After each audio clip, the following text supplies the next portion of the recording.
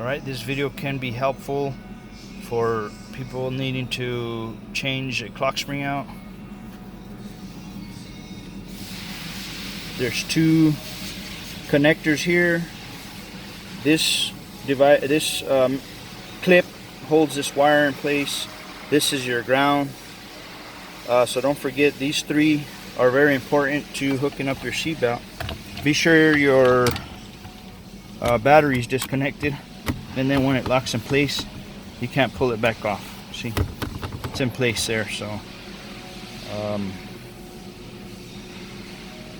we'll go ahead and show you what's next. I accidentally dropped my phone and it cut off the other video I was making, but this is a video for how to install a steering wheel column in a Sonata 2014 through about 18. I think they're all pretty much similar.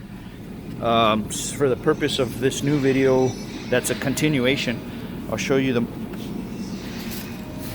steering column. This is called the MDPS, motor driven power steering assembly. Your motor, your brain, your computer sends signals to the motor that helps you turn the steering wheel, so it's not power steering fluid operated like, you know, back in the day. So here I have already the steering wheel, the switches, blinker switch and wiper switch. I showed you guys how to install these 4 nuts here, screws that are going to make the column drop. This is the new one, of course. You see all these cables, so that's what this video is going to help conclude, is how those go all in place and the rest of the hardware that goes here. So I'll pause it there and I'll put that all in and I'll show you the rest of the video. So again, let me show you the harnesses that are involved in the steering column that need to go connected. If you want to count them with me, we can count them, so you have an idea, a mental image of how many connections go into the steering column, and you don't forget, maybe leave one out or something. So here, this is for your GDS, so don't worry so much about this side of the harness. More or less focus on these ones, and you got 1, 2, 3, and 4. Let's see if we can do this single-handedly. If you want, you can start off by the turn signal blinker light one. That will go in here and it clicks in place, and then it's got a clip right here. You slide that in place there, and then your yellow one will go in here, and again it clicks in place. It helps to hear the sound of them. Listen for the sound, so you're not struggling whether to know if you put it in or not. And then let's go around this side. I'm sorry if I'm moving too fast. This one will go here.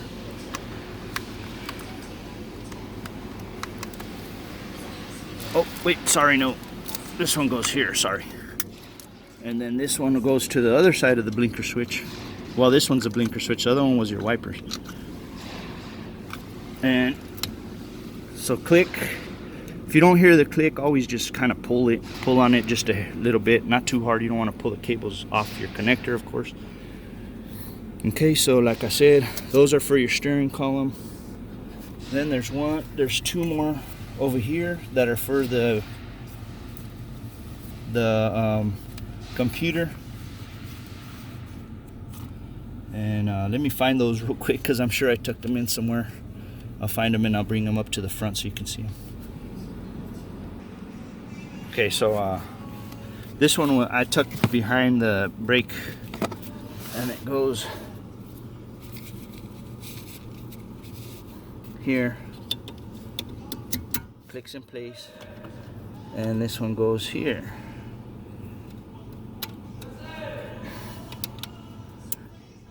Okay, and then just push that lock in, and there you go. Ricardo. Okay, next, it's important. I would have kept this out of the video, but I'm afraid that this will be left out, forgotten if we do that. So let's go ahead and show you. This goes in there. It's a vent up here. Okay, it's a vent. Of course, you couldn't see it only goes in one way. And once you put that in place, this deal comes over so you can put the screw in, so you know obviously you've put it in the correct way. What kind of screw? It's just simple screw here, Phillips screw, about an inch. Alright, so you might have heard me say I like to put my videos backwards so you get a mental image of all the components that go into your project. For instance, you have a steering wheel, all you see is a steering wheel, but if you see backwards you're like, well, what are all these components to, and then you get the picture. So let me show you underneath here with that vent in place. So here's a vent. If you do work backwards, forwards, you're gonna see you're gonna have to remove this to drop your steering column, okay, just so you don't break this, of course. So I'll pause it there and show you what else we're gonna put together.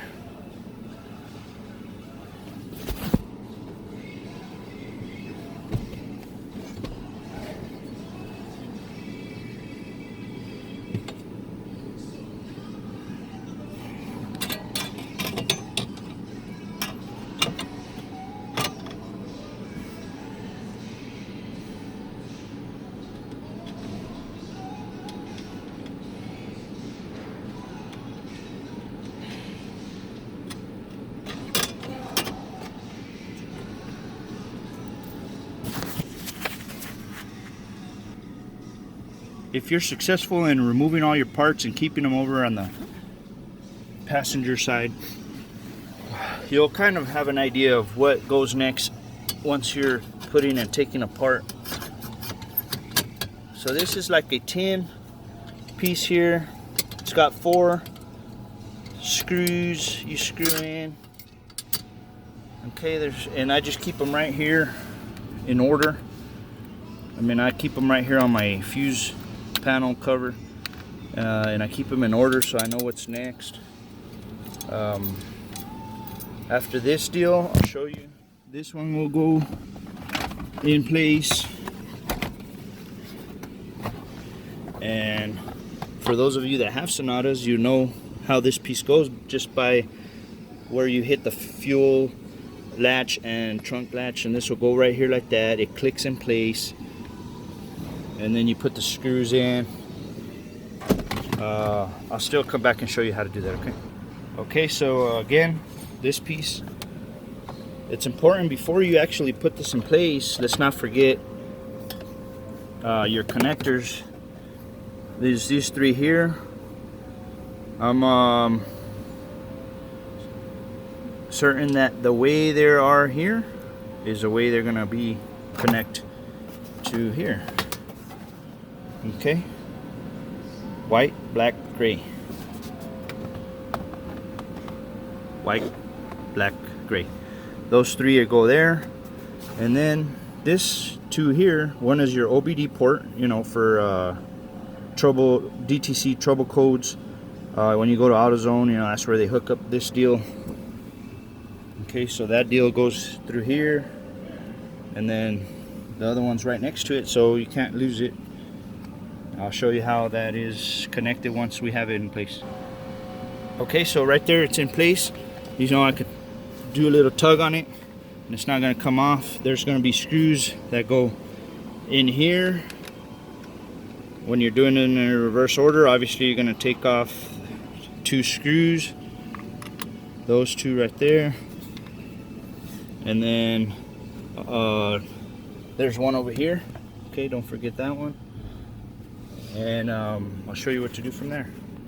Well, if you kept all your parts on the passenger seat or just anywhere close by, we can move ahead to this piece, and it goes underneath the steering wheel. Okay, so when it's here, It may be a little bit difficult sometimes to install when there's a key, when there's not a button to push start and it's the key type. I can't really do this one-handedly, but that's gonna go there, and then your top piece looks like this, and it goes over the top. I'll come back and show you how those clip together. Okay, so they do have 3 screws, but before you install the 3 screws, there's like clips. I've already clipped in this side, as you can see, but this side I left unclipped for the purpose you can see the gap. And then when you squeeze them together,